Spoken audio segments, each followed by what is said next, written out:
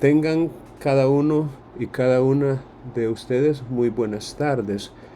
Vamos a dar inicio en este preciso momento a la sesión de hoy, en la cual vamos a continuar con un tema ya iniciado que es relacionado con los principios procesales. Déjenme ver si puedo compartir con ustedes pantalla a efecto de poder mostrar. Vamos a ver cómo está esto. Bien, como siempre me gustaría presentarles proceso declarativo B1. Como ustedes saben, cada semana se preparan diversas actividades de aprendizaje y se comparten con ustedes algunos recursos complementarios como materiales de lectura y cosas por el estilo. Entonces, en esta ocasión, que no es la excepción, ustedes van a encontrar en los módulos el módulo correspondiente a esta semana, que es la semana 3 y que comprende del 8 al 14 de agosto. Vamos a ver, tiene que ser aquí. Del 8 al 14 de agosto del corriente año. Y aquí van a encontrar ustedes este vínculo que se titula Semana 3, que es el que tienen por supuesto que consultar para leer, digamos, las indicaciones generales de la semana, como lo es la fecha, el tema de la semana y también pues las indicaciones de la semana. Por ejemplo, dice aquí, esta semana haremos un foro calificado y lo puedes encontrar en la pestaña Foros de discusión con el nombre Foro de consultas calificado semana 3. También lo puedes ver si haces clic en el botón Foro calificado que está abajo a la izquierda.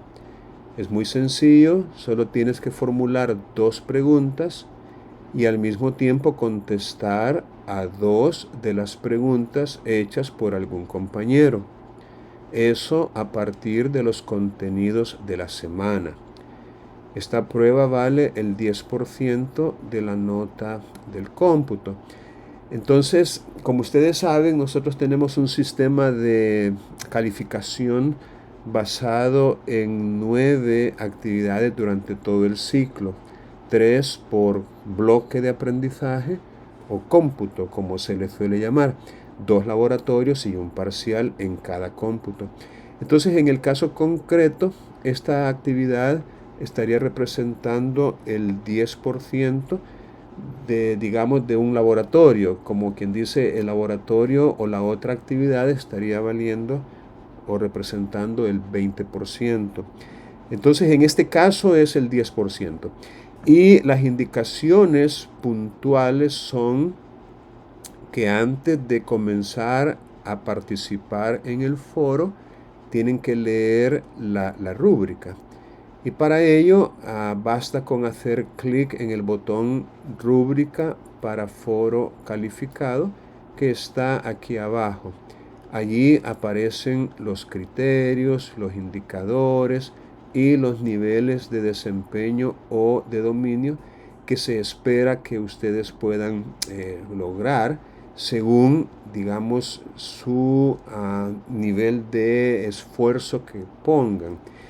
Luego dice, asegúrate de estudiar el desarrollo del contenido y los recursos complementarios, pues son los materiales que se han preparado para que puedas alcanzar la competencia esperada de la asignatura.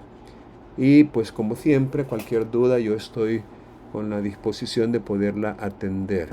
Entonces, el foro, repito, pueden accesar a él desde este botón que dice foro calificado. Aquí pueden ver la rúbrica también. y el contenido de la semana que se ha preparado, así como los recursos complementarios. Ahora, yo quiero que por favor ustedes comprendan que el aprendizaje es una tarea, llamémosle, que ustedes tienen la responsabilidad de realizar. Y el énfasis que nosotros le damos en la universidad es aprendizaje más que enseñanza. Queremos poco a poco ir rompiendo ese esquema de la enseñanza tradicional en la cual solamente a través de exposiciones o clases expositivas se supone, ¿no?, que van a aprender, pero no, queremos cambiar eso.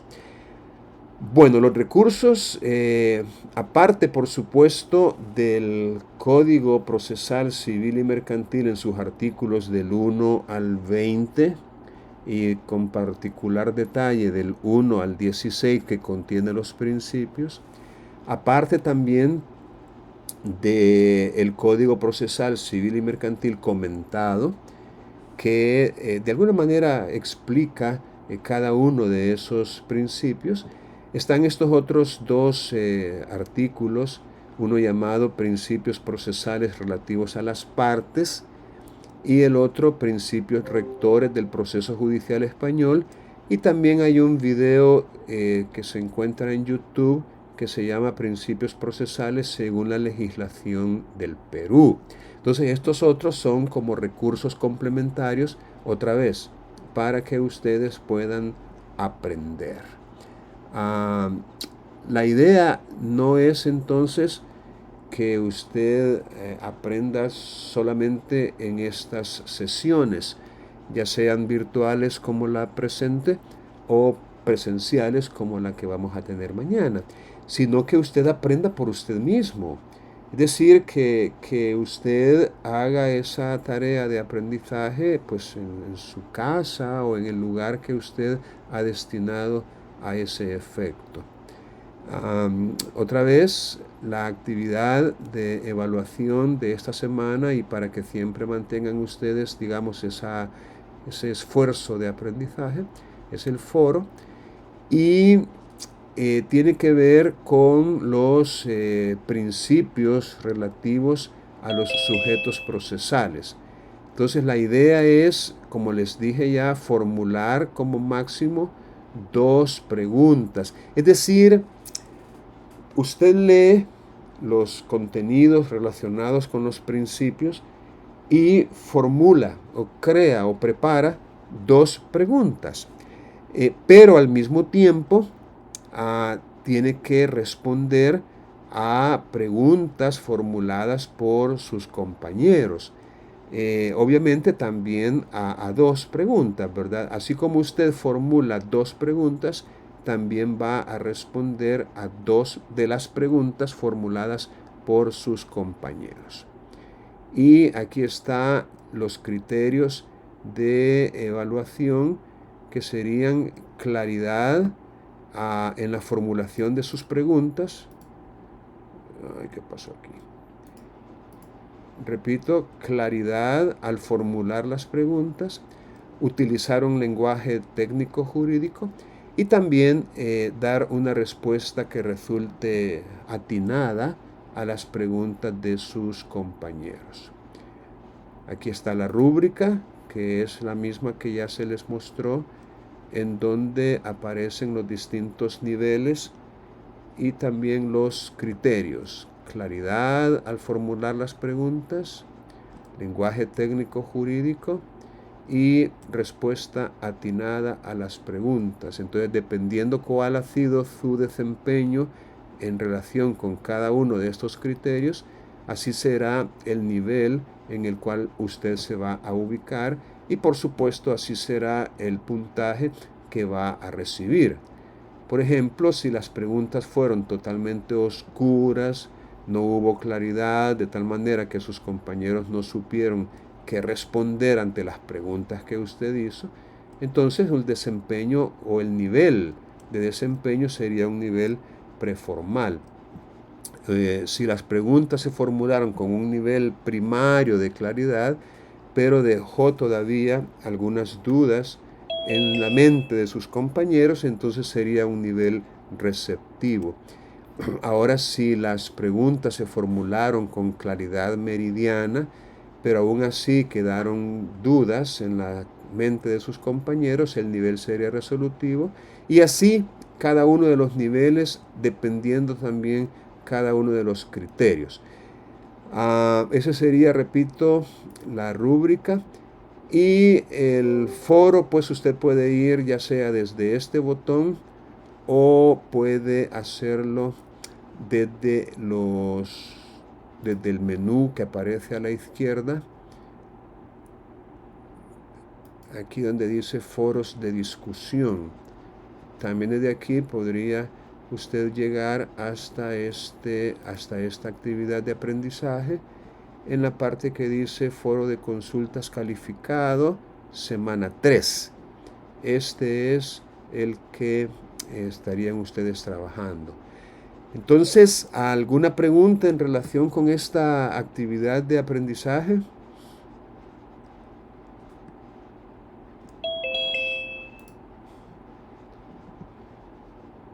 Bueno, entonces, si no tienen ninguna pregunta en relación con esa actividad o en relación con cualquier otra cosa que ustedes deseen indagar un poco más, podrían formularla en este momento. Aquí, por ejemplo, en el módulo de la semana aparece también un material de lectura muy recomendable que, por supuesto, ustedes deberían leer. Aquí se desarrolla algunas explicaciones sobre el principio dispositivo, el principio de aportación, la obligación de colaborar y el principio de veracidad, lealtad, buena fe y probidad procesal. Entonces, estas explicaciones también ustedes podrían, por supuesto, leerlas, ya que para eso se han preparado, para que ustedes puedan consultar y aprender. Bien,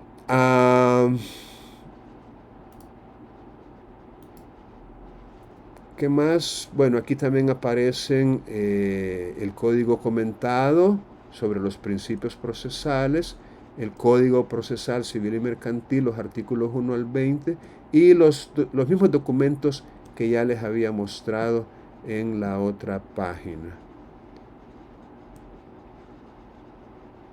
Bien, si no tienen ninguna pregunta, vamos entonces a proceder a una pequeña actividad de aprendizaje para que ustedes puedan consolidar el conocimiento. Miren, yo les había mostrado en la presentación de la asignatura esta parte que dice estrategias de aprendizaje. Estrategias de aprendizaje. En su momento creo que les expliqué que este material es para que usted pueda desarrollar algunas técnicas de aprendizaje de conformidad con un autor que se llama Julio Pimienta Prieto. Este autor es quien escribió este libro, y aquí usted puede encontrar algunas técnicas específicas relacionadas con estrategias, como dice el autor, que promueven la comprensión mediante la organización de la información. Entonces, lo que vamos a hacer hoy es que vamos a utilizar, digamos, un recurso de estos llamado mapa cognitivo. Entonces aquí aparece algunas explicaciones en relación con los mapas cognitivos. Por ejemplo, el autor dice que son organizadores gráficos avanzados que permiten la representación de una serie de ideas, conceptos y temas con un significado y sus relaciones. enmarcando todo ello en un esquema o diagrama. ¿Por qué traigo esto a cuenta? Porque vamos a elaborar un esquema o diagrama, es decir, un mapa cognitivo relacionado con este material del Código Procesal Civil y Mercantil comentado. Es decir, este material que está aquí, Código Procesal Civil y Mercantil comentado, principios procesales, este es el que vamos a utilizar como base, como fuente para el mapa que vamos a elaborar. Ahora, este mapa yo les podría recomendar una herramienta en línea que les puede servir también para poderlo elaborar. Entonces, vamos a ver, la herramienta se titula COGGLE.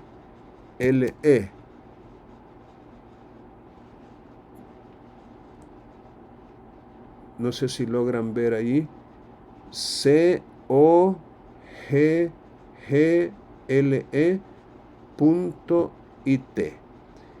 Esa es la herramienta que podrían utilizar ustedes para elaborar este mapa mental, este diagrama, este esquema. ¿Y qué es lo que van a incluir en este mapa?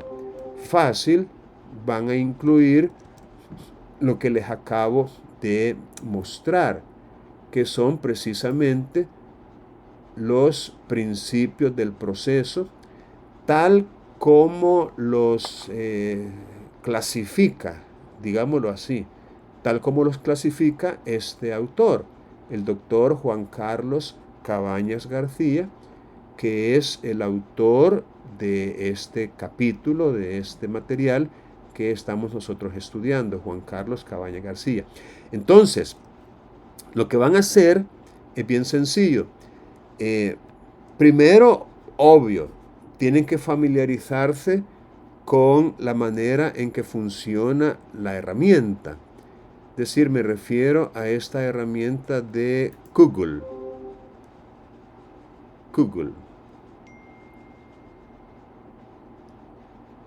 Entonces, lo primero que tienen que hacer, por supuesto, es visitar el sitio, y aquí van a encontrar incluso alguna explicación de cómo elaborarlo.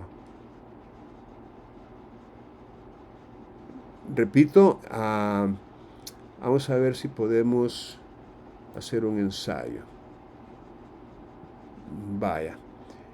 Obviamente se vienen a la parte que dice crear diagrama, ¿no? Crear diagrama. Hacen clic a crear diagrama. Quiero ver qué está pasando aquí.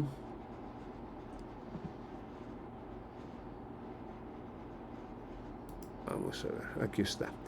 Crear diagrama.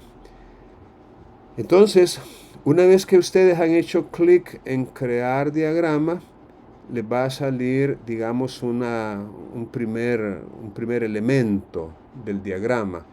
Digamos que este es como el elemento central. En el caso nuestro, y voy a remitirme aquí, en el caso nuestro sería principios procesales. Ese sería como el primer punto, principios procesales. Porque repito, eso es de lo que queremos nosotros hacer nuestro mapa. Entonces aquí dice pincha, o sea, haz clic para editar el título. Entonces, principios procesales. Entonces digamos que este es el arranque. Ahora, aquí ustedes pueden ver que sale un signo de más, que significa que haciendo clic allí podemos agregar una rama. Entonces vamos a agregar las ramas que resultan de la lectura. Fíjense bien, Porque la idea es ir leyendo el material y a medida que lo vamos leyendo, vamos organizando la información. Entonces, para el caso, el autor dice en esta parte de aquí,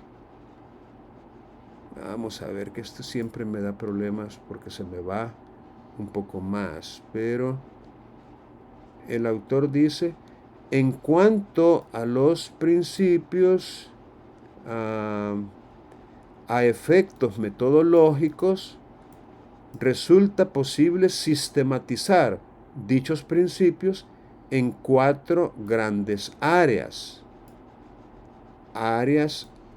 Derechos básicos de los justiciables, carácter rogado del proceso, pautas exigibles de actuación a los sujetos y ordenación formal de la actividad procedimental. Entonces, precisamente él habla de 4 grandes áreas y las viene desarrollando a través de Romanos. En el Romano 1, él pone derechos básicos de los justiciables. Entonces, venimos nosotros y la primera rama, no importa dónde, si es aquí, la de la derecha, la de arriba, la de abajo, no importa dónde la podamos poner, después podemos modificar todo esto a nuestro gusto. Supongamos que lo hacemos aquí, entonces aquí vamos a escribir derechos básicos de los justiciables. Es más, quiero ver si puedo ir cortando y pegando para que sea todavía más rápido. Derechos básicos de los justiciables. Ahí está la primera de las ramas.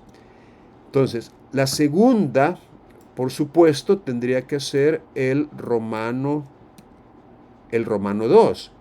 Entonces, vengo y lo busco en el libro. Por supuesto que para ello tendría yo que ir leyendo o haber leído previamente el material para así, vamos a ver si puedo, para que sea más fácil. Aquí está el Romano 2, ¿ve? El Romano 2. Principios que garantizan el carácter rogado del orden jurisdiccional, civil y mercantil. Por supuesto que no lo tengo que poner todo. En esta parte, al estar elaborando un mapa mental o un mapa cognitivo, yo tengo que utilizar unas palabras, digamos, que hagan referencia. Por ejemplo, principios que garantizan el carácter rogado. Entonces yo simplemente podría poner carácter rogado del proceso. Entonces no tengo, repito, que poner toda la frase. Entonces basta con que ponga, por vía de ejemplo,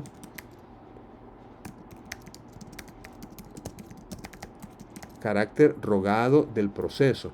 Porque ese es el segundo, digamos, la segunda área que el autor menciona. La tercera área, con el Romano 3, sería principios relativos a las obligaciones de los sujetos. Entonces vengo yo y me voy al mapa que estoy creando y en otra área pongo obligaciones de los sujetos. Y ya tengo la tercera. Y finalmente me vengo siempre al material y aquí está principios del procedimiento, que es el Romano 4. Entonces vengo al mapa y la cuarta área sería principios del procedimiento. Y de esta manera, poco a poco, se va completando la información ya de una manera organizada. Les decía que esto yo lo puedo mover a mi gusto. Vamos a ver, de aquí. Lo puedo mover. La aplicación esta permite moverlo de la manera que yo quiera. Eso queda a mi discreción de qué manera lo puedo distribuir.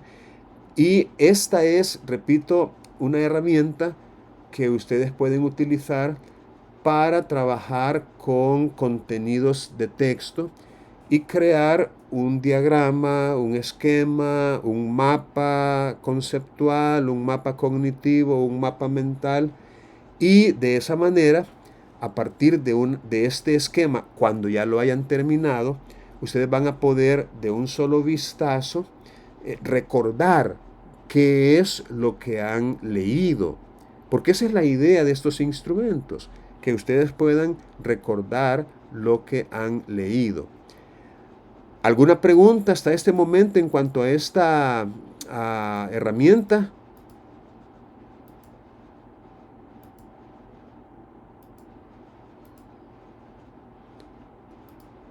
Repito, la idea es que ustedes puedan organizar los contenidos de una manera gráfica, organizar la información y de esa manera que se facilite en ustedes la comprensión.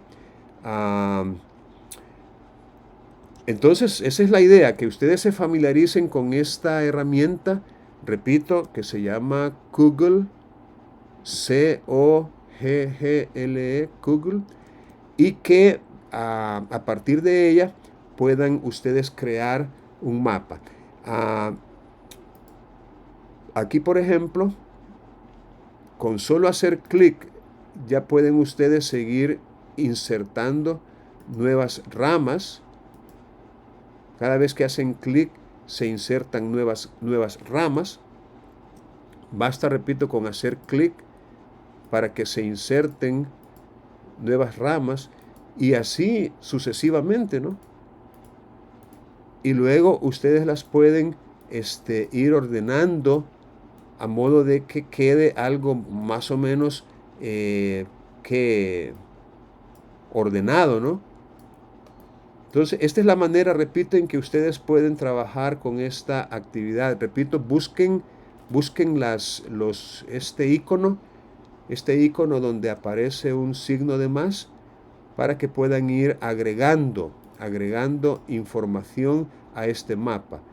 Y de esta manera, ustedes pueden ir generando este mapa conceptual o este mapa cognitivo para que puedan, repito, organizar la información. Bien, ¿alguna pregunta en cuanto a esto? Repito, esta es una actividad que por supuesto tienen que hacer. No tiene carácter optativo, tiene más bien un carácter obligatorio. Insisto, ¿alguna pregunta en relación con esto? Caramba, con ustedes, mano. Me alegra porque se ve que están Buenas tardes, Luis. comprendiendo. Sí, le escucho. No Buenas sé tardes. si me logra. Tengo problemas de red con respecto a la aplicación.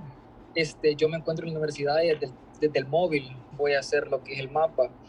Yo tengo una aplicación ya instalada que se llama Canva, que también podemos trabajar, digamos, con mis compañeros de manera al mismo tiempo, pues. Colaborativa. Entonces, sí, de manera colaborativa. Entonces, no sé, tal vez se me hace un poco más accesible. Por eso le quería consultar si esta pues aplicación, la que usted menciona, es de carácter obligatorio, que sea la actividad ahí, o No, puedo tener otra opción. no. Mire, si usted puede hacer esto en Word, si lo puede hacer en PowerPoint, si lo que sí es que trate de utilizar una herramienta que sea fácil de usar, que le permita, como usted lo dice, trabajar colaborativamente, que le permita, una vez terminado el trabajo, imprimirlo en un formato PDF para poderlo compartir, que le permita enviar el vínculo para que el profesor pueda accesar y calificar o evaluar o retroalimentar lo que usted ha hecho. La verdad es que no importa la herramienta que utilice. Contestando su pregunta, no es como quien dice vinculante utilizar esta actividad. Entendería yo que puede haber otras mejores. Esta pues yo la recomiendo porque es gratuita, le permite hacer cierto número de esquemas sin tener que pagar y perfectamente una vez terminado usted puede compartirlo sin mayor dificultad. Pero si usted tiene esa otra herramienta ya instalada, a lo mejor está pagando por ella, no sé, o quizás no, no importa, pero si le permite hacer esto mismo de manera fácil, porque otra vez, la idea tampoco es complicarse la vida, porque al mismo tiempo que está preparando el mapa, tiene que estar leyendo, ¿no? Leyendo el material, porque la idea es el material. Esa es la idea en sí, familiarizarse con el material y utilizar la herramienta solo como un recurso. Pero puede utilizar otra herramienta. Es más, no tienen que hacerlo en este momento tampoco. O sea, yo únicamente les estoy como dando una asignación, una tarea que la pueden hacer después. O sea, en este caso concreto no la van a hacer en este preciso momento, ¿verdad? Sino que nomás les estoy dando las directrices para que ustedes lo puedan hacer en otra oportunidad. Así que sí, dígame. Disculpe que lo moleste, pero ¿y para guardarlo después cómo sería? Va, mire, de entrada se lo deja guardado una vez que usted genera ¿cómo se llama? Genera un usuario. Va, por ejemplo, a mí ya me lo dejó guardado aquí, mire. No lo tenía antes, solo tenía dos y aquí ya me lo deja, mire, principios procesales. Este es el que acabo de hacer. Entonces ya antes tenía este llamado principios de nulidad, tenía este otro llamado competencias, ¿verdad? Son los que yo ya tenía, que yo había elaborado previamente. Pero ahorita ya me dejó guardado este. Entonces él lo hace automáticamente. Entonces,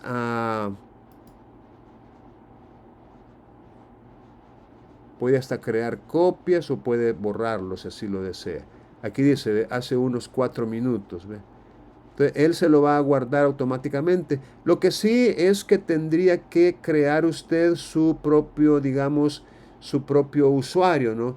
Como le repito, es gratuito. Según esto, tengo derecho a 3 diagramas privados. Privados. Me imagino que los que haga a partir del tercero podrían ser públicos, ¿no? Pero no interesaría que sean públicos, es decir, que otras personas los puedan ver.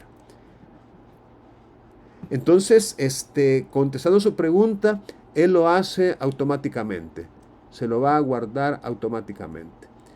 Asumo yo, Bien, muchas gracias. sí, asumo yo de que si usted borrara alguno, le quedaría el espacio para siempre mantener 3 diagramas privados. Es decir, como quien dice, si usted borra uno, el espacio le queda para poder hacer otro y siempre privado. Y si no, pues a hacerlos públicos. Pero para una sola actividad, obviamente, la herramienta le podría servir. Hola, buenas tardes, licenciado. Una Buenas tardes, le consulta. escucho. ¿Esta actividad es de carácter individual o colaborativo? Es individual, porque me interesa que usted se familiarice con los principios procesales y con la clasificación que hace el autor en el Código Procesal Civil y Mercantil comentado, porque él clasifica los 16 principios del artículo 1 al 16 en 4 categorías. Y dentro de algunas de estas categorías, y principalmente dentro de la primera categoría, hace una subclasificación en 3 categorías más.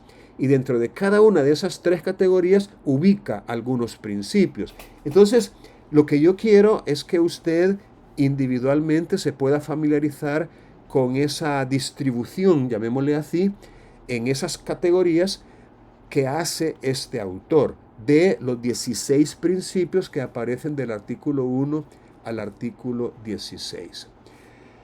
Bien, con relación a los principios... Sí, excelente.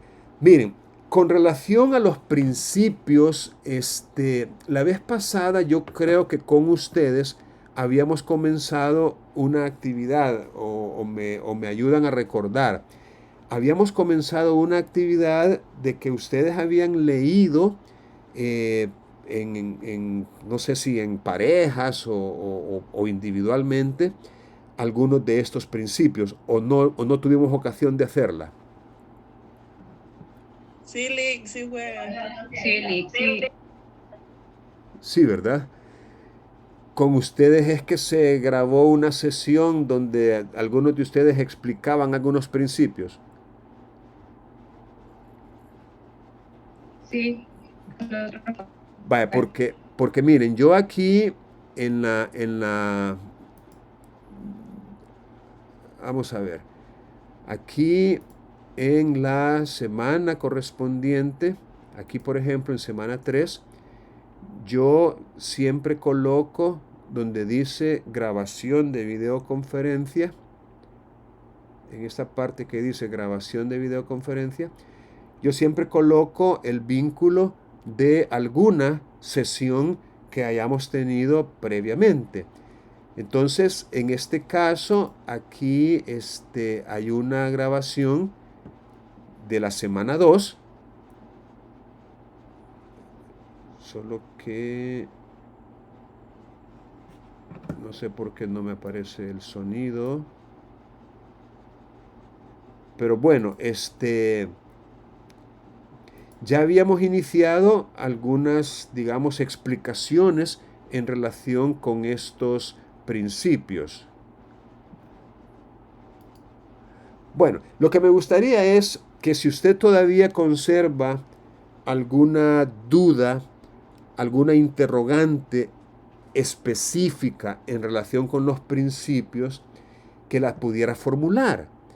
Es decir, los principios, por supuesto, están en el código en los primeros 16 artículos. Entonces, mi interrogante para usted es si tiene alguna duda.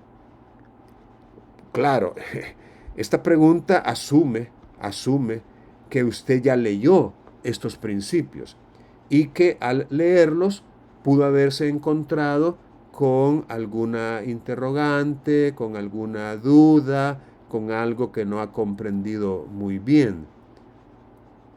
Entonces, yo lo que quisiera es que si alguno de ustedes tiene alguna inquietud en relación con alguno de estos principios, que la pudiera formular.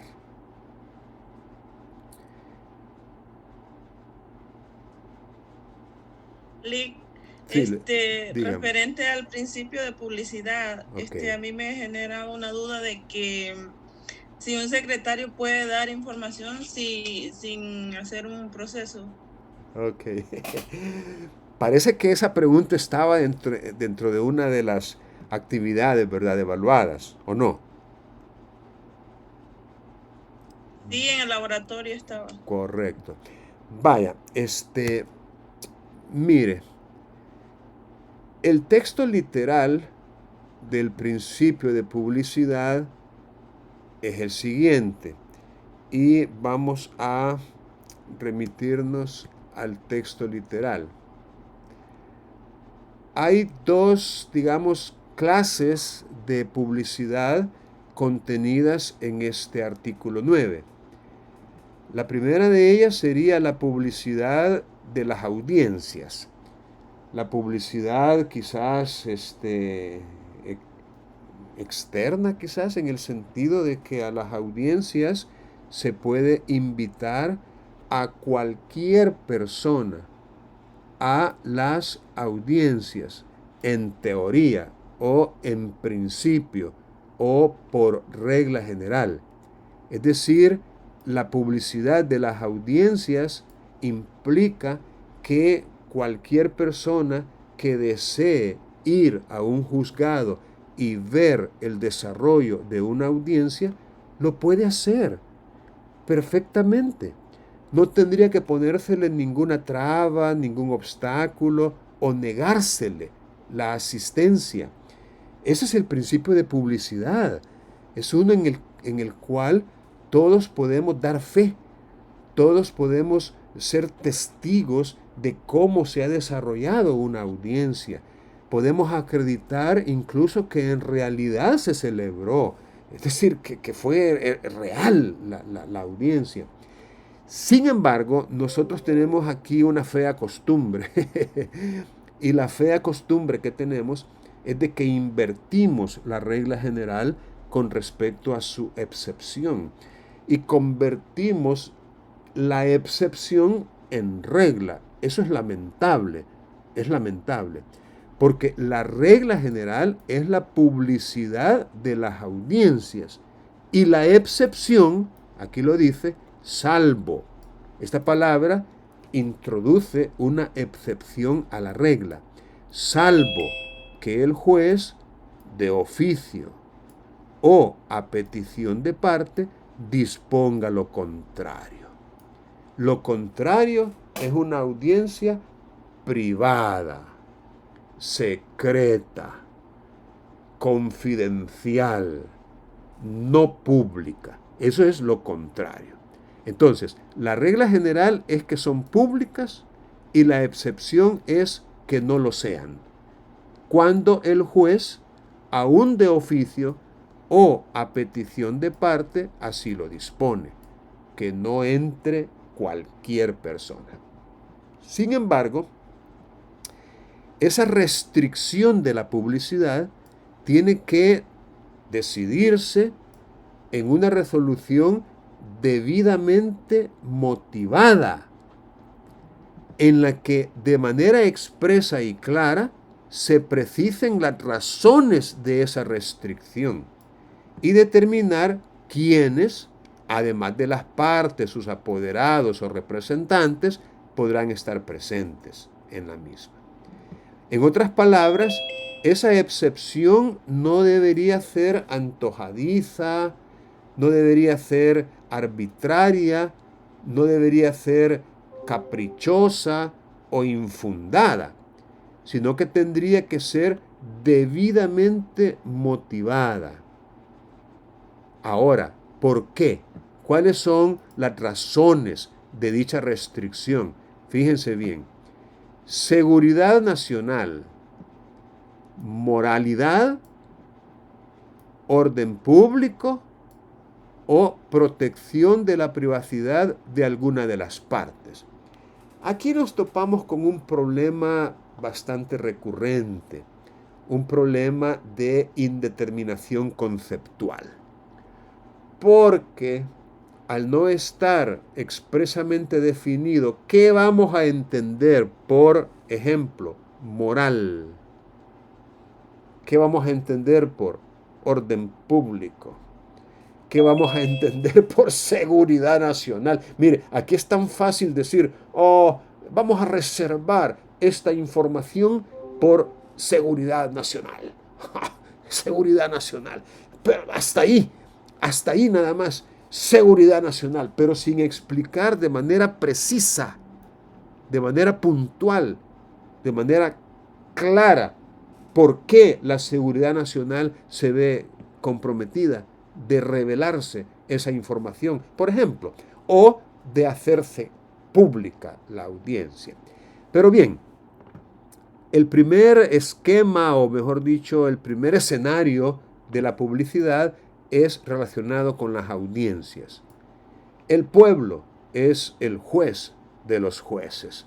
Y a medida que se publica, que se hace público, que se invita al pueblo a ver, a presenciar estas audiencias, pues ellos pueden dar fe de la manera en que la justicia se administra en los diferentes países, incluyendo el nuestro. La segunda escenario, la segunda clase de publicidad es la publicidad quizás interna, ¿no? En cuanto al expediente.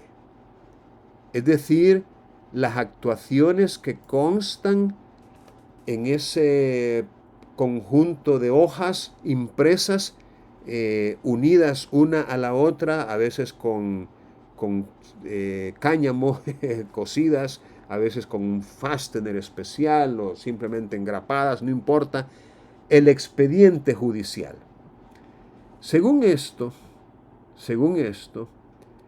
la publicidad del expediente no es así como las audiencias, ¿verdad? Es decir, no es público el expediente, ya que en este artículo 9 esa publicidad del expediente se restringe o se limita a las partes. Entendamos por partes los interesados directos, no los abogados que los representan, sino aquellos cuyos intereses se están protegiendo o atacando según el caso. Es decir, el demandante, el demandado, y los terceros que de alguna manera también estén interviniendo en el proceso. Sus apoderados, aquí sí, está hablando de aquellos que convencionalmente asumen la representación judicial de las partes.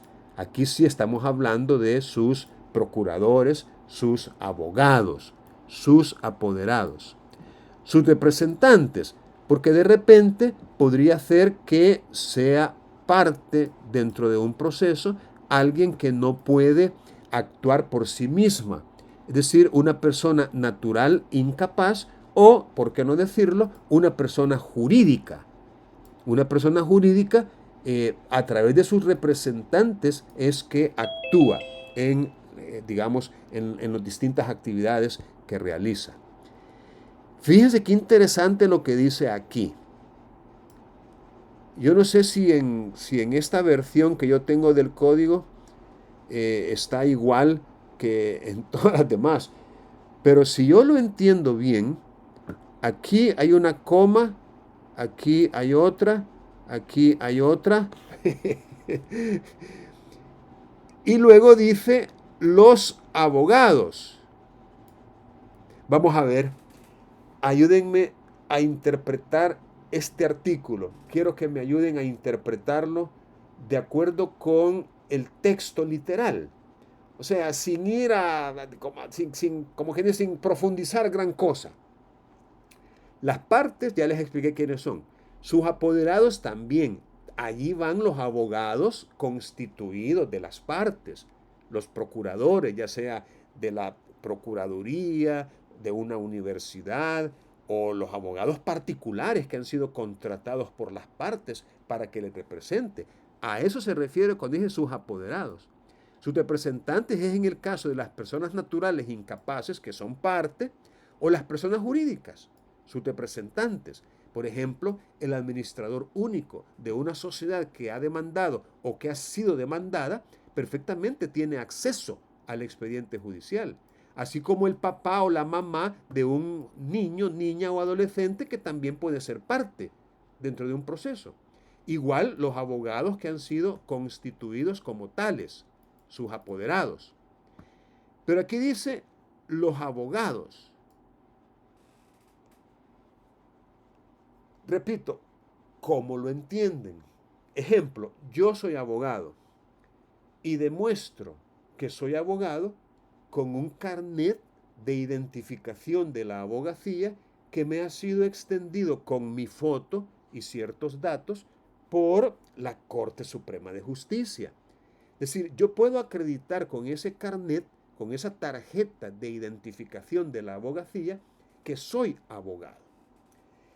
Entonces, vengo yo como abogado con mi carnet, con mi DUI, con mi licencia, con mi pasaporte, con cualquier tipo de documento, pero también y principalmente con mi tarjeta de abogado, y me voy a un juzgado X y le digo, mire al secretario, mire, aquí tengo este número de referencia.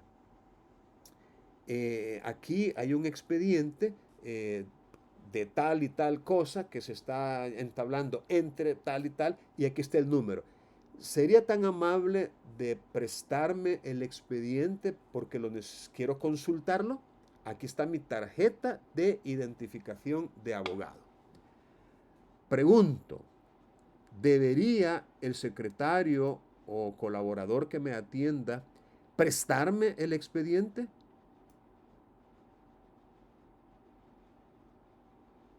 Lick, Dígame. yo sí considero, perdón, que lo podría prestar porque una vez yo estuve en un juzgado y hubo un abogado que preguntó por un expediente, ¿verdad? Y más que todo por la fecha en que si todavía se podía como que presentar una diligencia porque hacía falta, creo yo. Más o menos le escuché ahí y le dijo ahí la muchacha, la secretaria que estaba en ese momento, de que no se podía porque ya había pasado el plazo. Entonces él dijo, ok, está bien, y en ese momento se fue, pero él cuando llegó, igual así, literal como usted dijo, llevó el número del expediente y lo solicitó. ¿Se lo prestaron o no se lo prestaron? No se lo prestaron en el momento porque tenían que como que sacarlo y como que juntarlo, algo así le entendí yo. Pero yo creo que sí se lo iban a prestar. Bien. Independientemente de esa experiencia de la cual usted fue testigo, yo quiero que me contesten en base a lo literal del artículo. Lo literal del artículo. Los abogados. Es decir, las partes, sus apoderados, representantes, los abogados. Bueno, si se toma desde ese punto de vista literal, realmente sí tienen acceso al expediente, porque como dice tal, los abogados, entonces yo llego con la credencial de mi abogacía, como tal, pues tengo un interés jurídico, ¿verdad? Por ese expediente y por lo tanto voy a tener acceso a este. Permítame. Qué bueno que usted mencionó eso último. Mire, el ser abogado no es lo mismo y cualquier otra persona que alegue algún interés jurídicamente protegido. O sea, los abogados es uno, como quien dice, es un sector de la población que no es el mismo cuando dice y cualquiera otra persona que alegue algún interés jurídicamente protegido. O sea, no es, digamos, lo mismo. Cualquier otra persona que alegue algún interés. Es decir, los abogados, ahí está como tal, los abogados, tenga o no tenga interés jurídicamente protegido. El abogado no necesita tenerlo para tener acceso al expediente. Basta con que sea abogado. Eso es lo que se extrae de la redacción literal de este artículo. Cuando dice, y cualquier otra persona, está excluyendo a los demás. Es decir, las partes, sus apoderados, representantes y los abogados son distintos de este otro y cualquier otra persona que alegue algún interés jurídicamente protegido. ¿Por qué estoy haciendo este análisis? Primero, para darle respuesta a su pregunta. Repítame la pregunta, por favor.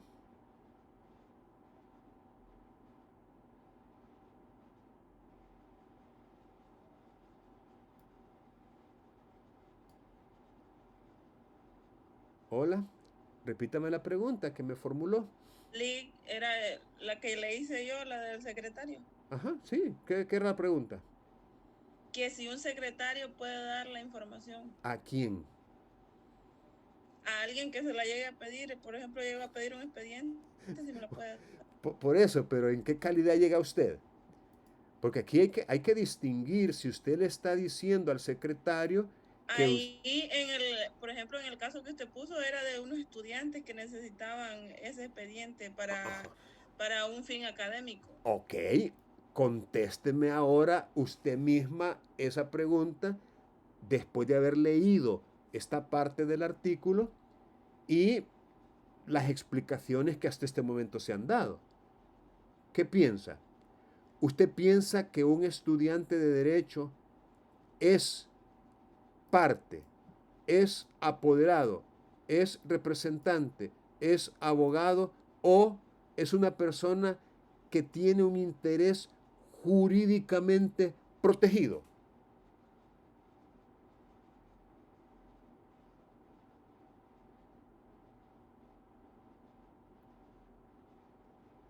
¿Qué piensa?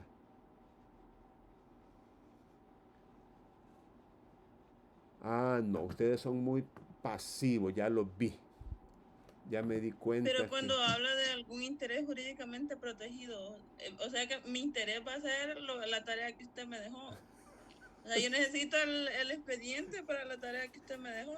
Por eso, usted piensa que esa, digamos, esa circunstancia, mire señor secretario, mire señora secretaria, aquí tengo yo mi carnet de estudiante, yo estoy matriculada en la Universidad Gerardo Barrios y fíjese que el profesor de Derecho Procesal nos ha dejado una actividad consistente en ver los requisitos de una demanda, pero directamente en un expediente.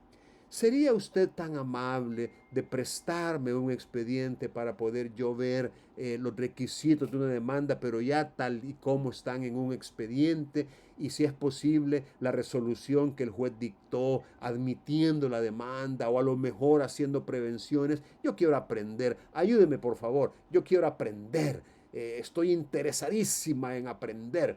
Así que le suplico que me preste el expediente. Licenciado, Dígame.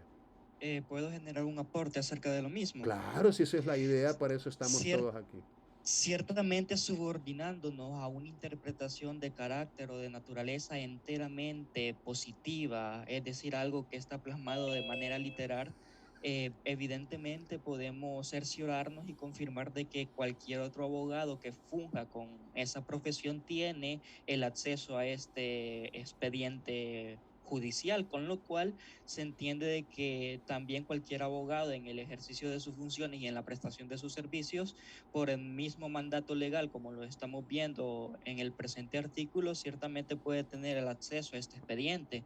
Sin embargo, en cuanto al interés jurídicamente protegido, aquí podemos esbozar una interpretación de carácter un poco constitucional, y es que ciertamente todo aquello que tenga que ver con la academia, con la educación en el ámbito del derecho, nosotros sabemos que la educación desde un punto de vista eminentemente general es responsabilidad del Estado, y esto lo podemos fundamentar por medio del artículo 53 de la Constitución, donde básicamente esboza que el derecho a la educación y a la cultura es inherente a la persona humana.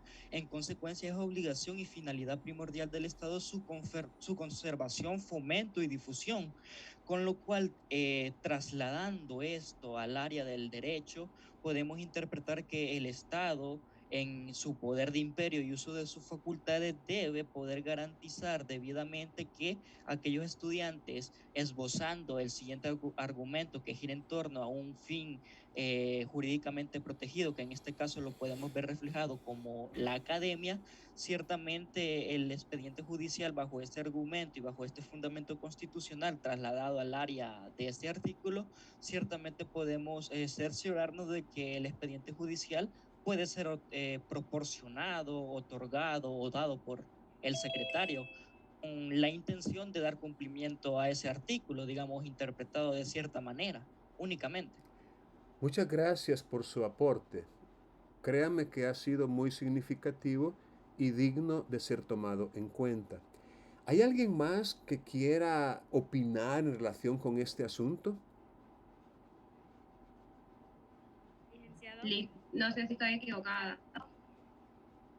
Dígame, le oímos. No sé si estoy equivocada, pues, estaba leyendo lo del Código Civil Procesal y Mercantil comentado, ¿verdad? Y lo que pude ver ahí es que prácticamente cualquier otra persona necesita como un tercero. Aparte de los partes de sus apoderados, representantes y los abogados. Entonces, prácticamente para mí los estudiantes vienen siendo unas terceras partes. Pero aquí está hablando es principio de publicidad, que solamente las partes son las que tienen derecho, por decirlo así, que por naturaleza tienen derecho a esta información. Pero, digamos, si esa parte quiere tener acceso a dicho expediente, tiene que, por decirlo así, solamente tiene que le perjudique, por decirlo así. Va a tener dicho expediente si es para salvaguardar algún derecho que le afecta a él, pero solamente se le van a proporcionar lo que son datos, no se le va a dar todo el expediente. Entonces, así es como yo lo entiendo. Muy bien, muy bien. ¿Alguien más quiere opinar? Desde mi punto de vista, licenciado, cuando habla de un interés jurídico protegido, creo que nos referimos a un poco de lo que nos hablaban en la materia de derecho administrativo, ¿verdad? Que cada persona es reconocida y protegida por el derecho desde cierta edad, ¿verdad? En referencia a eso, creo que todos estamos como en el derecho de poder exigir una transparencia o algún tipo de legalidad, ¿verdad? En cualquier caso que nosotros estemos interesados a participar, y creo que más que todo lo que el derecho debe respetar ahí es nuestra opinión y poder ver si realmente es un caso transparente en el que estamos interesados, por lo que no nos deberían de negar, ¿verdad?, el poder participar o saber, ¿verdad?, acerca del... Muy bien. Bien, muchas gracias. Si alguien más quiere opinar, todavía lo puede hacer. Yo quisiera dar un aporte, Lick. Dígame, Y es David. que al momento de contestar el laboratorio, a la conclusión a la que yo llegué es de que en este caso no hay un interés jurídicamente protegido. Y es que los que están pidiendo el expediente son estudiantes universitarios ajenos al proceso, cuyo interés es más bien académico y no jurídico. Por ese sentido, el secretario del tribunal no estaría obligado a entregarles el expediente así por así, porque ellos no tienen ninguna vinculación al proceso como para poderlo manejar. Muy bien, muy bien. Licenciado, igual, siguiendo la misma idea del compañero David Santiago, también podemos agregar que existen expedientes que tienen reservas y bajo ese punto tampoco pueden revisarlo cualquier persona. Y al ser un estudiante, no ser parte, es un punto menos a favor de ellos para poderlos revisar y poder tener acceso a esta información que tienen los expedientes.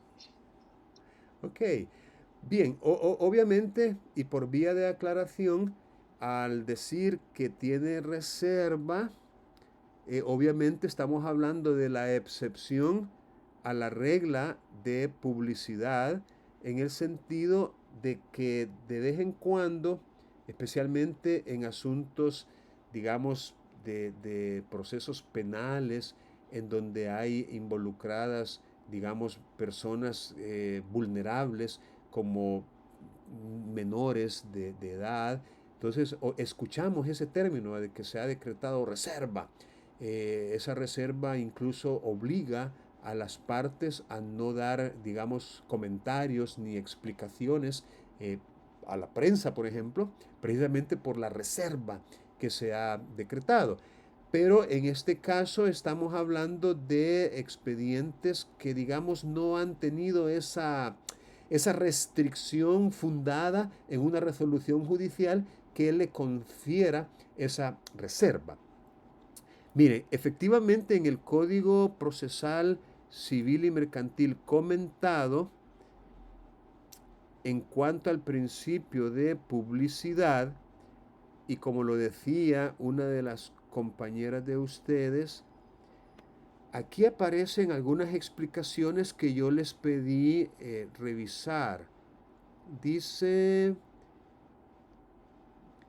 contempla el artículo 9 del Código 2 clases de publicidad intraproceso.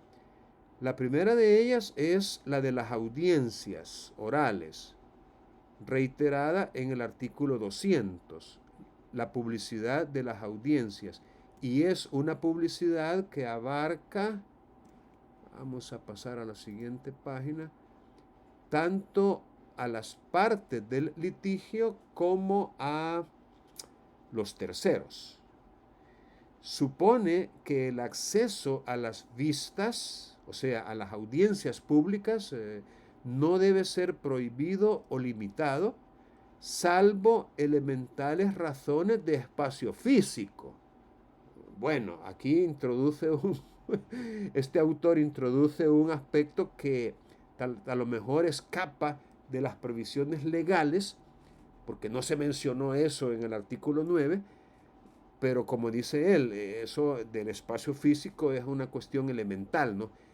Resulta que hay una audiencia que ha despertado la atención del público y llegan en un espacio donde apenas podrían caber cómodamente 20, 30 personas, llegan 200 y las 200 quieren entrar. Entonces, resulta obvio que no sería materialmente posible permitir el ingreso de las 200 personas por la simple y sencilla razón de que no caben, no cabrían. Bueno, por eso dice el autor, salvo elementales razones de espacio físico. Ahora, si no dice es para proteger un bien jurídico superior, como pueden ser las circunstancias referidas en el párrafo primero, seguridad nacional, moral, orden público y privacidad de alguna de las partes. Ya les dije, ahí tenemos un problema serio de indeterminación conceptual. Es decir, estamos en presencia de conceptos jurídicos indeterminados que resulta un poco difícil precisar su alcance y su contenido. Finalmente, y es lo que nos interesa ahorita, el último párrafo del precepto se refiere a la segunda modalidad de publicidad, la del conjunto de las actuaciones, físicamente el expediente. Limitada esta siempre a las partes del proceso, representante en juicio y sus abogados. Si bien la norma deja abierta la alternativa a consentir la lectura de los autos a un tercero que alegue algún interés jurídicamente protegido.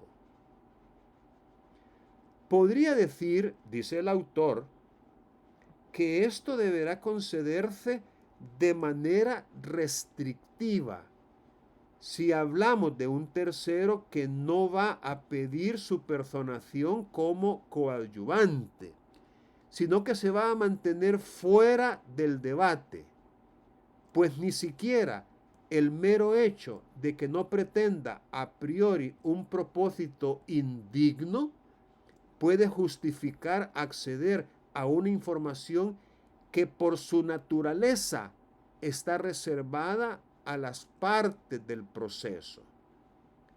Debe entenderse que sólo para salvaguardar el derecho de ese tercero en caso necesario o por autorizarlo otra ley es que se permitirá tal cosa.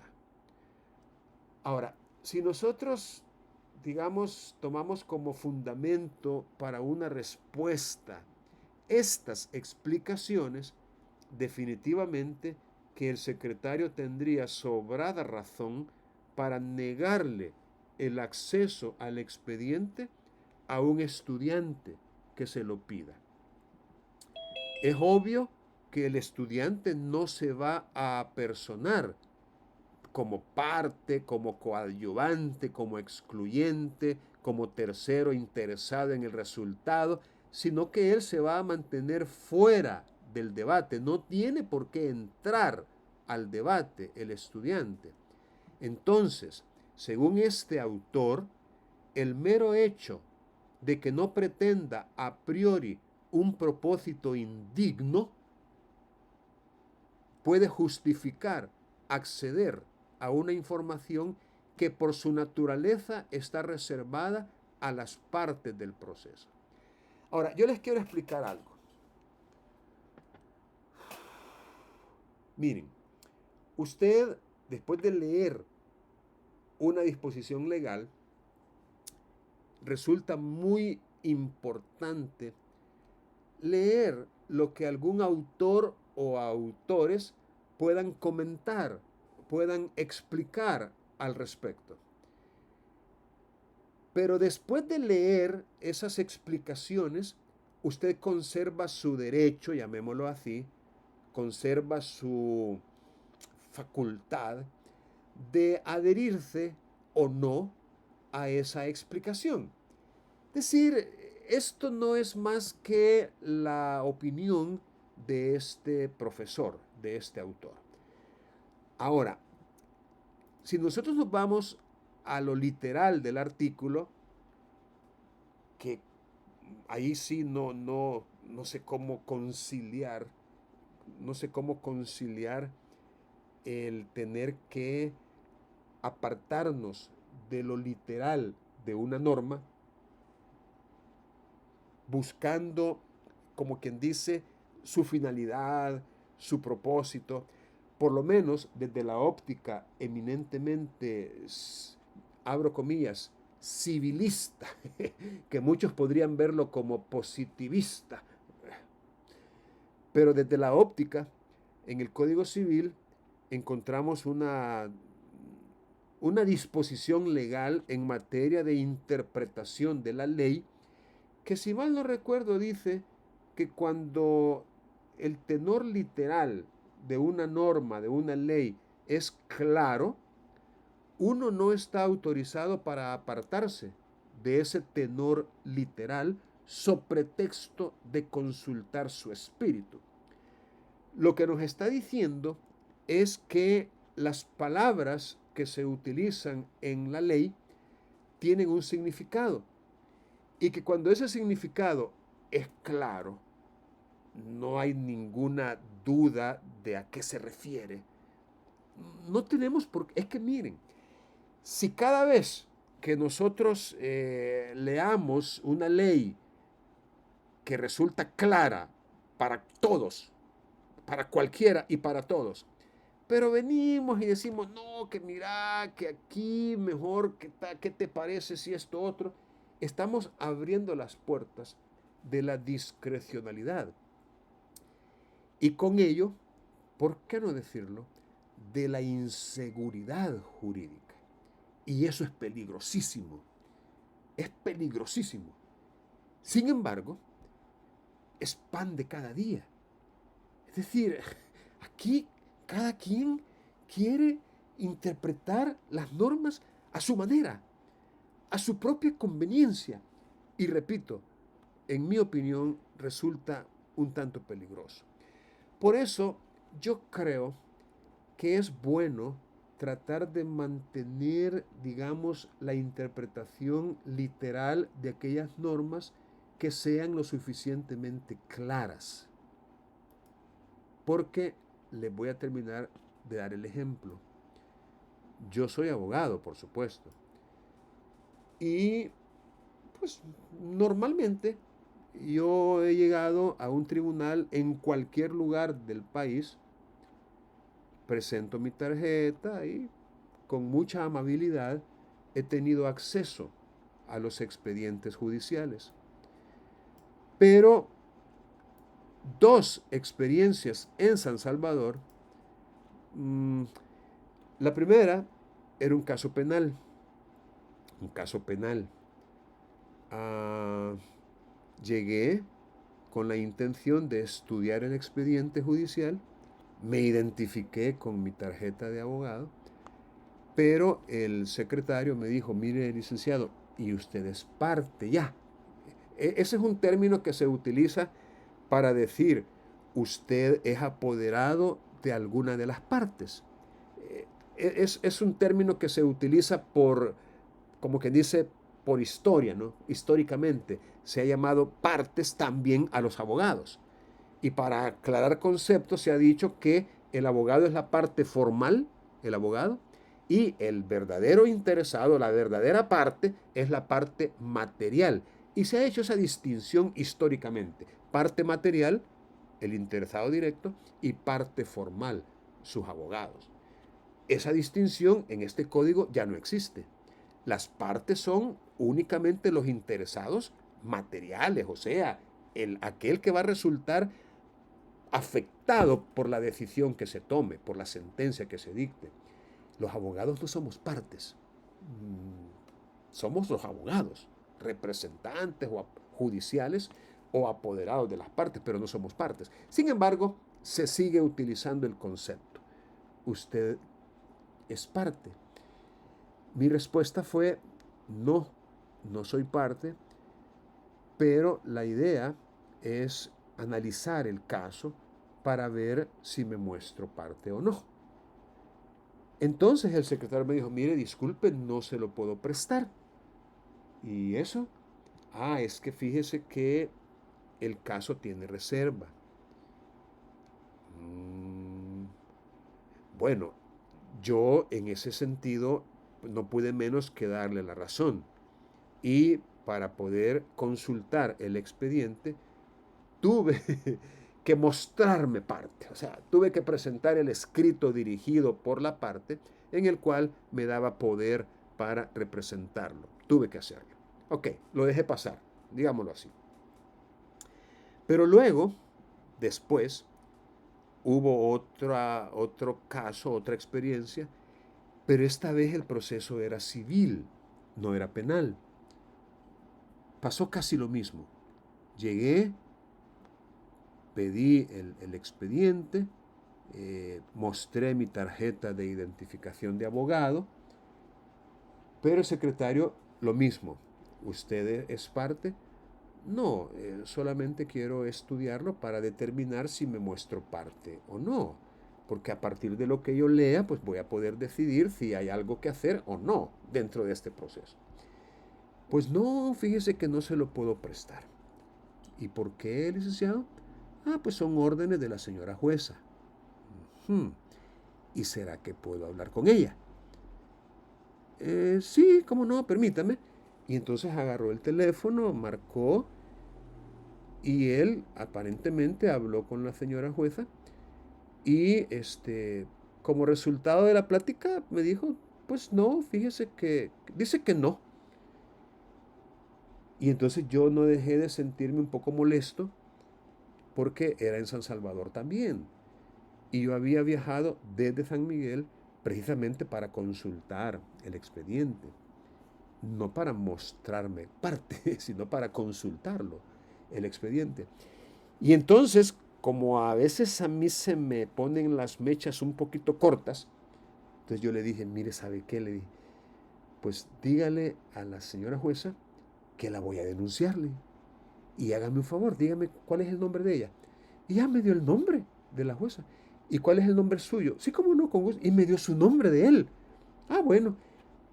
Al otro lado de ese centro judicial están las oficinas de la Corte. Y ahí está la sección de investigación judicial de la Corte. Efectivamente, dicho y hecho, yo fui y presenté una denuncia. Otra anécdota, otra experiencia. Cuando llegué, disculpe, licenciado, y trae la denuncia por escrito. No, fíjese, es que acaba de suceder. Resulta que yo vengo de San Miguel y ahorita fue, o sea, entonces no me ha quedado chance de preparar nada por escrito. Entonces vengo a denunciar verbalmente para que me levanten aquí un acta. Y vieran la carita que hacía la señora, como quien dice, trabajar. Mire, ¿sabe qué? Me dijo, ahí hay una máquina de escribir, se la podemos prestar para que elabore la denuncia. ¿Para qué fue eso? Entonces vengo yo y le dije, pero mire, ¿y por qué habría de hacer yo lo que les corresponde hacer a ustedes? Bueno, total es que me recibieron la denuncia. Costó, me estuve toda la mañana allí para que me pudieran atender. Yo creo que fue a propósito, o sea, me dejaron ahí como quien dice, perdiendo el tiempo. Pero al final me tomaron la denuncia. Otra anécdota, ahí mismo, el que me la tomó, yo le dije, mire, quiero que por favor ponga ahí que yo he tenido gastos, he tenido perjuicios económicos, porque yo he venido expresamente desde San Miguel para ver el expediente, pensando yo en una eventual indemnización de daños y perjuicios. Pero eso no se lo puedo poner. ¿Y por qué?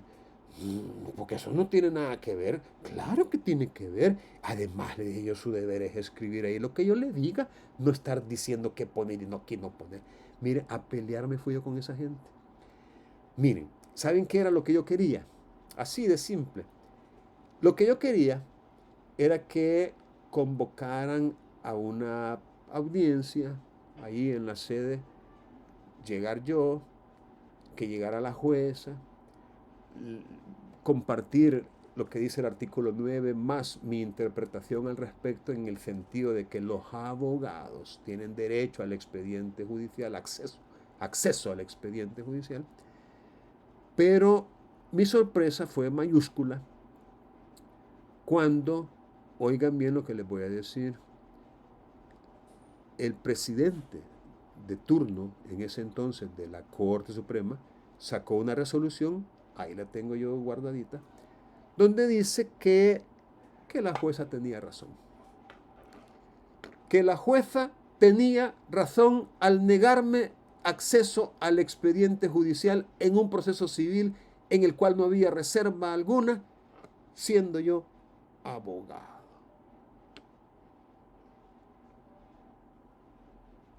Vaya usted a saber, para que vean cómo estamos. Entonces, con eso en mente, ¿qué podemos aprender? Miren, lo que nos toca aprender es que quien tiene el poder, quien tiene la autoridad, quien tiene esa prerrogativa de decidir, está obviamente en una mejor posición, porque él es el que decide. Tenga o no tenga la razón, él es el que manda, él es el que decide.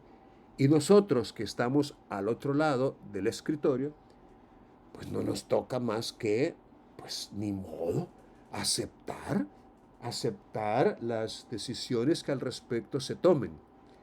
¿Por qué se lo digo? Porque usted como estudiante, yo llegué como abogado, me dijeron que no, y luego el presidente de la corte dice que tenía razón. ¿Qué le van a decir a usted como estudiante? A ver, cuénteme. Yo llegué como abogado, usted llega como estudiante. Mire, fíjese que tengo una tarea, quiero ver un expediente. Y lo mandan al carajo. Si me mandaron al carajo a mí como abogado, a usted como estudiante igual lo van a mandar. ¿Alguna pregunta? ¿Comentario?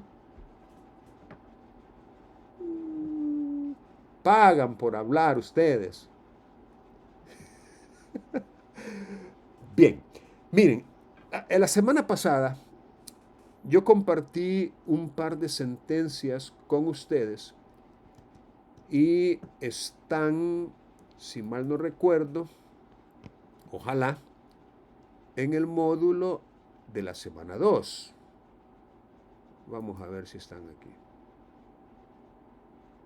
Sí, aquí están.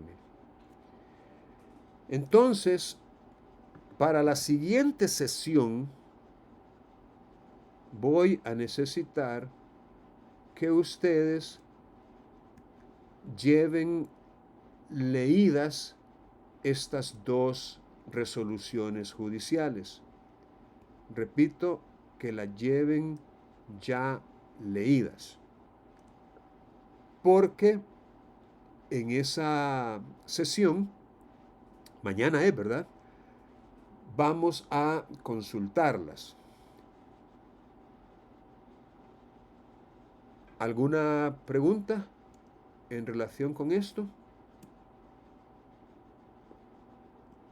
Bueno, si no tienen preguntas, vamos a dar por finalizada la sesión y los minutos que faltan, si es que disponen de algún tiempo, familiarícense con esta herramienta de mapas mentales, Google, o con el Canva, si el Canva se los permite. Yo no sé si el Canva lo permitirá, pero cualquier herramienta que puedan utilizar y, de ser posible, comiencen ya esta tarea de crear este mapa conceptual de los principios procesales y la cuádruple clasificación que hace el profesor Cabañas García. ¿De acuerdo? ¿Podría repetir el Buenas tardes, Víctor. Buenas tardes. ¿Repetir qué cosa? Disculpe. el nombre de la aplicación, por favor? Ah, con gusto. Se llama, es una página de internet que se llama Google. Aquí está, mire. Google. C-O-G-G-L-E. C-O-G-G. Doble G. Google.it. Esta es una aplicación gratuita, pero si quiere usted tener otras opciones dentro de ella, pues podría pagar, pero no le recomiendo que pague, ¿verdad? Basta con, digamos, la suscripción gratuita que usted pueda hacer, Google. Pero, repito, puede utilizar cualquier otra que tenga esa misma finalidad de generar mapas conceptuales, mapas mentales, mind map en inglés, mind map, no sé cómo se pronuncia. Miren, lo otro que les quería, yo no sé si ustedes están familiarizados con esta página, pero si no lo están, yo creo que estos 3 minutos que yo pueda ocupar en explicárselos, vale la pena. Miren, esta página es, ¿cómo decirlo?, indispensable en un abogado en ejercicio, en un juez, en un colaborador judicial, en un fiscal, en un procurador. Esta página es un tesoro, o sea, es una herramienta, pero de lo más valiosa. ¿La conocen? La página jurisprudencia.gov.sb. Es una página que ustedes no pueden ignorar su existencia y mucho menos su utilización diaria.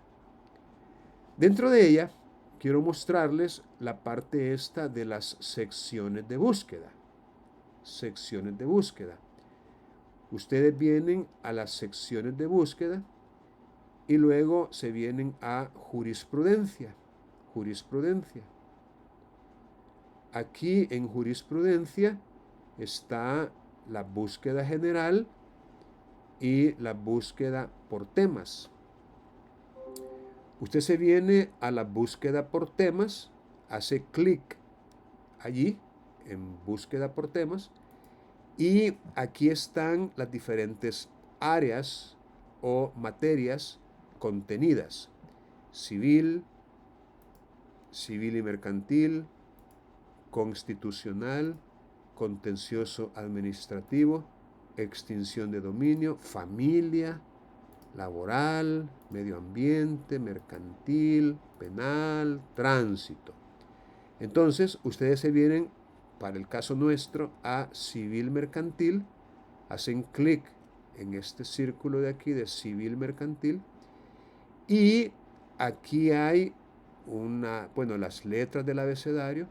Entonces, para el caso y en materia de principios, usted se viene a la P, y aquí puede buscar principios. Vamos a ver. Por ejemplo, principio jura novit curia. Principio de dirección y ordenación del proceso.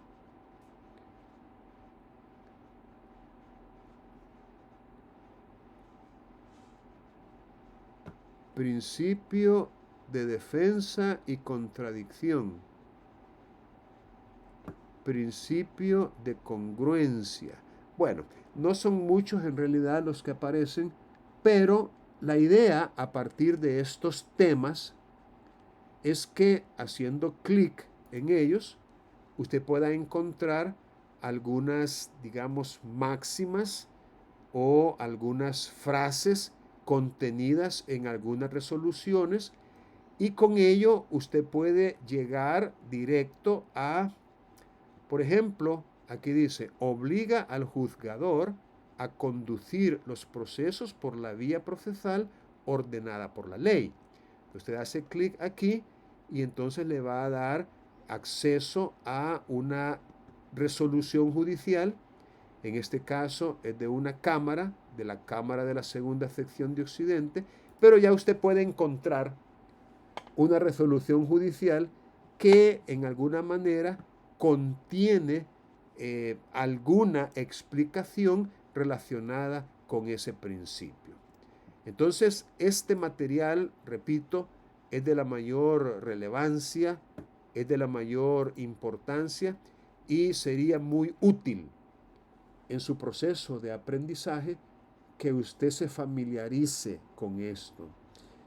Le invito a no perder su tiempo en actividades que no le van a resultar beneficiosas en el futuro. No pierda su tiempo, por ejemplo, chateando en el Facebook, en Instagram, en Twitter, leyendo todas esas tonteras, por qué decirlo, tonteras que se escriben ahí.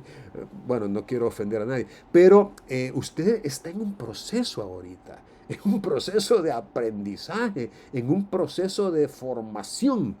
Y en la medida, óigalo bien lo que le voy a decir, en la medida que usted lea contenidos como estos, no hombre, va a aprender, va a desarrollar destrezas y habilidades que solo la lectura las da, solo la lectura, comenzando con la ortografía, la manera de escribir las palabras, la manera de redactar, la manera de postular sus ideas, sus argumentos. Hay que leer, hay que leer. Entonces, este Y sitio, dígame, le escucho. buenas tardes. No con respecto a ese principio que usted le dio clic, el principio de dirección y ordenación del proceso, se me vino una consulta. Okay. Lastimosamente, solo de oyente estaba en la clase, pero con respecto al caso 1, recuerdo que en el caso 1 del laboratorio mencionaba que si la decisión del juez era contraria a un principio, y pues dándole lectura brevemente a este principio, yo considero que al contrario, en vez de ser contraria a esa decisión que tomó el juez, le dio cumplimiento a este principio. Y lastimosamente, bueno, cuando yo realizaba mi laboratorio, en la segunda pregunta, porque eran 6, yo estaba, como es computadora de escritorio, se me apagó y hasta la tercera se me reinició y pude contestar de la tercera en adelante. Pero no sé, Lick, si nos puede orientar en ese caso 1, porque el aprendizaje es lo primero y quisiera saber bien cuál es el criterio que usted tomaría en ese caso 1 que correspondía a un proceso común de una demanda. No sé si más o menos, porque no tengo el caso en la mano, pero no sé si nos puede orientar, porque sí he tenido bastantes dudas al respecto. Bueno, excelente. Vamos a ver, dígame si es este, por favor. En un proceso común, sí, exacto. El demandado es emplazado en legal forma y le es otorgado el plazo de 20 días hábiles para contestar la demanda, según lo establecido en el artículo 283 del Código Procesal Civil y Mercantil. Siempre es bueno remitirnos a las disposiciones legales que son citadas, ¿verdad? Para poder tener, digamos, el marco legal de lo que estamos analizando. Admitida la demanda, se hará la comunicación de ella a la persona o personas contra quienes se entable y se les emplazará para que la contesten dentro de los 20 días siguientes. Se les emplazará para que la contesten dentro de los 20 días siguientes. Ok. Sigue diciendo el caso, justo en el día 10 del plazo establecido, el demandado decide contestar la demanda en sentido negativo. Luego de presentada la contestación, en el día siguiente, el juez convoca a las partes a la celebración de la audiencia preparatoria, de conformidad con el artículo 290. Aquí cerquita está el 290. Evacuados los trámites correspondientes de alegaciones iniciales, o transcurridos los plazos sin haberlas realizado, el juez dentro de un plazo de 3 días convocará a las partes a una audiencia preparatoria que se celebrará en un plazo no mayor de 60 días contados desde la convocatoria. A tal efecto se comunicará a las partes el día y hora señalados, citándoles para comparecencia. Fíjense bien. Evacuados los trámites correspondientes de alegaciones iniciales o transcurridos los plazos sin haberlas realizado, el juez, dentro de un plazo de 3 días, convocará a las partes a una audiencia preparatoria, que se celebrará en un plazo no mayor de 60 días desde la convocatoria. Vamos a continuar con la lectura. Dicha resolución le es notificada a las partes el día siguiente de haberse proveído. El demandado, al ver la resolución del juez al día siguiente, presenta un escrito en el que efectúa alegaciones adicionales a las ya planteadas, pues considera que aún se encuentra en el plazo para hacerlo. Al día siguiente, el juez le resuelve no al lugar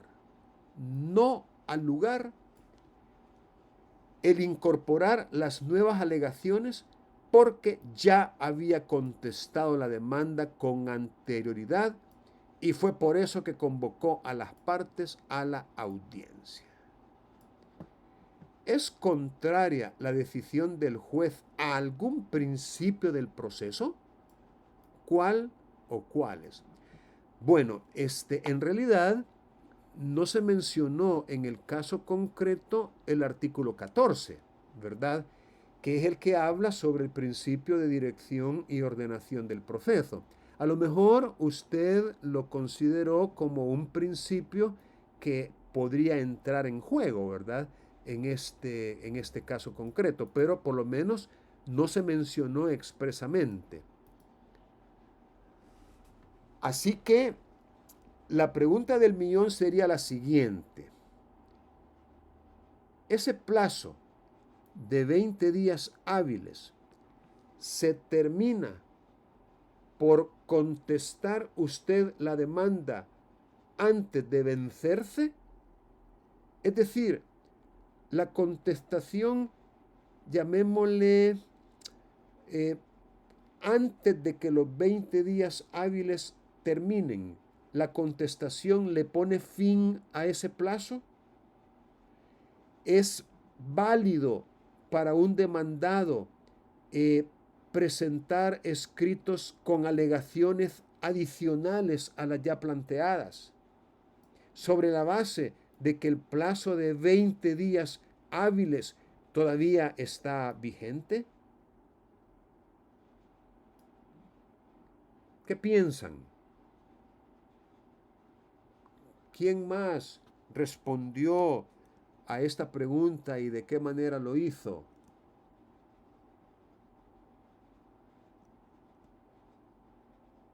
Yo considero que ya se agotó la oportunidad procesal. O sea, no sé si estoy en lo correcto. Tengo bastantes dudas con respecto a ese caso. Ok. ¿Alguien más quiere opinar para que aprendamos colaborativamente?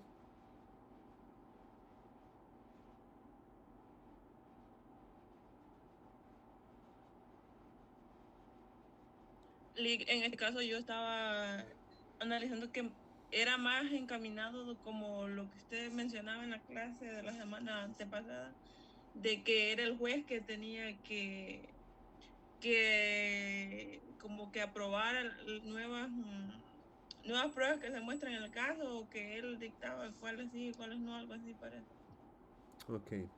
Miren, les voy a dar una pequeña clave que a lo mejor les permita resolver casos como este sobre bases de, digamos, de justicia universal, veámoslo así, veámoslo así. Vaya, póngase en los zapatos del demandado. Póngase en los zapatos del demandado. A usted le dan 20 días para que conteste una demanda. Quiere decir que usted cuenta con hasta 20 días para poderlo hacer. Ok. Usted presenta un escrito contestando la demanda en sentido negativo en el día 10, tal como lo dice el caso, en el día 10 del plazo. Y al día siguiente,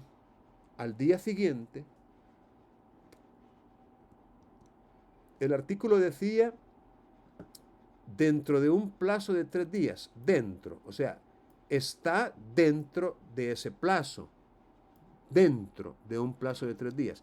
Al día siguiente, el juez convoca a la audiencia preparatoria y notifica el día siguiente. Pregunto, ¿cómo se sentiría usted? Y no estoy hablando de una persona distinta a usted. Usted es el demandado. Y tampoco estoy hablando del abogado del demandado. Estoy hablando de usted como parte, como demandado. Es decir, ¿cómo vería usted lo actuado por el juez? ¿Siente usted que está en realidad aplicando el principio de ordenación y dirección del proceso y evitando dilaciones ilegítimas o indebidas? ¿O sentiría usted que ¿será que en todos los casos resuelve así? Porque esa es la pregunta que yo me haría. ¿Será que en todos los casos resuelve así? O sea, es un juez superestrella que no sé si me estoy explicando. Pero la pregunta y la clave que yo le doy es ¿cómo se sentiría usted como demandado? ¿Sentiría que se le está administrando pronta y cumplida justicia? ¿O sentiría que se le está coartando su derecho de defensa, su derecho de audiencia? Me ha dado audiencia por 20 días. ¿Hay algo en alguna disposición legal que diga expresamente que ese plazo precluye, se extingue o termina por presentar un escrito de contestación en el 10º día? Ya no cuento con los días 11, 12, 13, 14, 15. Ya renuncié a ellos. Es decir, estos casos, fíjense bien, podrían no tener una respuesta única o una respuesta exacta o que satisfaga a todos por igual. No sé si me estoy explicando. Es decir, es un caso que podría tener, digamos, opiniones encontradas, contradictorias, difíciles de aceptar. Vaya, por ejemplo, yo le podría decir, yo siento que se le está coartando el derecho de defensa al demandado. O sea, yo no veo ningún problema en que si me han dado 20 días para contestar la demanda, yo pueda ampliar mis alegaciones mientras el plazo todavía esté vigente. Yo le podría decir eso como una respuesta o una solución a este asunto. Pero alguien podría opinar lo contrario y decir, no, ¿cómo te pones a creer? Si el juez actuó bien, el juez hizo lo correcto, porque ya la contestaste, o sea, y la contestaste en sentido negativo, ¿qué más tenés que agregar? Pero ¿cómo saber qué más agregar si no me admite el escrito segundo que presenté? Es decir, es una situación un poco complicada, por cierto. Pero yo le repito, la clave, ¿qué sería lo justo? ¿Qué sería lo procesalmente correcto? Por ahí tendría que andar nuestra solución al asunto. Ahora, déjenme decirles otra cosa. Las ciencias jurídicas no son como la química, la física o las matemáticas. No son ciencias exactas. No es que 2 más 2 son 4. No. Usted ya a estas alturas debe haber aprendido que son ciencias humanas, sociales, del hombre y la mujer. Y es decir, no hay respuestas categóricas. Por eso es de que nosotros necesitamos mucho el tema este de la fundamentación, la motivación, la argumentación que nos permita exponer razones por las cuales sentimos que esta es la respuesta más apropiada. Repito, considerando otra vez aquel sentimiento de justicia universal que todos tenemos de manera innata. O sea, todos tenemos un sentido de justicia que es parte del sentido común, es parte de nuestra lógica elemental. Entonces, por ahí creo yo que podría andar. Ahora, en cuanto a si salió bien o salió mal, eso no tiene que ser motivo de preocupación, porque uno valora no únicamente lo que dijo, sí, no, sino cómo lo argumentó. Cómo lo argumentó. Licenciado, Así, buenas tardes. sí, buenas tardes. De hecho, este caso lo podríamos ver de la siguiente manera. Sin embargo, creo que David Santiago levantó la mano antes que mi persona. Ok, le escucho. David, ¿está por ahí todavía? Sí, precisamente lo que yo quería mencionar es de que yo en esa pregunta hacía alusión a eso, de que el plazo todavía está vigente y el mero hecho de presentar la contestación de la demanda no implica que el demandado ya no pueda seguir contando con su plazo legalmente establecido para presentar todas las alegaciones que estime convenientes para ejercer su derecho a la defensa. ¿Qué pasaría si posterior a la entrega de la contestación de la demanda, el abogado recibe información que puede ser vital para el proceso? Ya no la podría entregar solo porque ya contestó a la demanda en sentido negativo. Claro que no, si todavía tiene plazo, todavía puede hacerlo. Por lo tanto, el hecho de que el juez decida dictar la audiencia sin haber concluido el plazo, los 20 días hábiles, entonces el juez está vulnerando principios ahí. Muy bien. Gracias por su opinión, gracias por su argumentación que ha hecho, la cual de alguna manera pues enriquece la discusión. También, licenciado, la manera en que yo lo respondí fue un tanto semejante a lo que nos ha esbozado el compañero, de manera que yo puse que ciertamente de conformidad al contexto de los hechos planteados se refleja una vulneración al principio de defensa y contradicción positivizado por medio del artículo 4 del Código Procesal Civil y Mercantil, puesto que el plazo límite dispuesto por la ley todavía no se ha cumplido. En este sentido, el juez debió, en el correcto ejercicio de sus funciones, primero esperar a que dicho plazo se cumpliera para decretar la convocación a audiencia sin que el abogado ni ninguna de las partes pudiera reprocharle cosa alguna, puesto que se estaría cumpliendo con los requisitos previstos en la ley, que en este caso es el plazo. No obstante, siendo que el plazo aún permanece en validez, el abogado bajo la presente alegación todavía tiene la oportunidad de solicitar dicha cuestión. En este sentido, el principio de defensa y contradicción establece que las partes gozan del pleno derecho a intervenir en el proceso, contrariando a las partes que estimen convenientes por los medios probatorios y las pretensiones fundadas cuando la ley así expresamente lo establezca. Con lo cual la ley establece 20 días como plazo por medio del código, por medio del artículo 283 del Código Procesal Civil y Mercantil. Con lo cual, en este mismo contexto, en cierta medida también se considera que el juez no acató el principio de legalidad en ni estricto sentido, es decir, en su esencia, puesto que el artículo 283 establece como plazo 20 días, con lo cual se entiende que debió esperar a que se cumpliera dicho plazo en su totalidad antes de convocar a las partes a la celebración de la audiencia. En cambio, lo hizo casi inmediatamente después de que el abogado contestó la demanda. Sí, sí, créanme, yo en lo personal, y obvio, ¿no? Es que miren, la experiencia de cada persona varía, ¿no? De acuerdo con las circunstancias que le han rodeado. Pero yo en mi experiencia vería hasta con recelo, ¿no? Esa actuación, o sea, lo veía, ¿por qué no decirlo hasta malicioso, ¿no? Es decir, o sea, yo no vería yo que, puya, qué juega. Repito, si todos los casos lo resolviera así, entonces salvaría mi voto. Pero si solo es el caso mío, ¿verdad? El que al día siguiente, no, hombre, yo lo vería, repito, con desconfianza, lo vería como malicioso.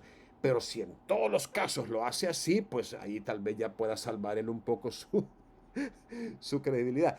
Pero bien, el punto, y contestando la pregunta original, es que no se preocupe. Usted puede tener una opinión que sea contraria a la de otros compañeros o aún a la mía, pero si usted la ha defendido con argumentos, llamémosle razonables, sólidos, no le veo yo ningún problema a validarle su participación. Es decir, repito, aquí no es 2 más 2 son 4. No. O sea, aquí podemos tener opiniones encontradas y eso es válido y es bueno y eso enriquece porque así es donde vamos mejorando entre todos, ¿de acuerdo? Además, no estamos para saberlo todo, pues, o sea, es imposible. Así que estamos aprendiendo todos. Bien, voy a dejar de grabar para el efecto de tomar asistencia, porque no me quiero ir sin tomar asistencia.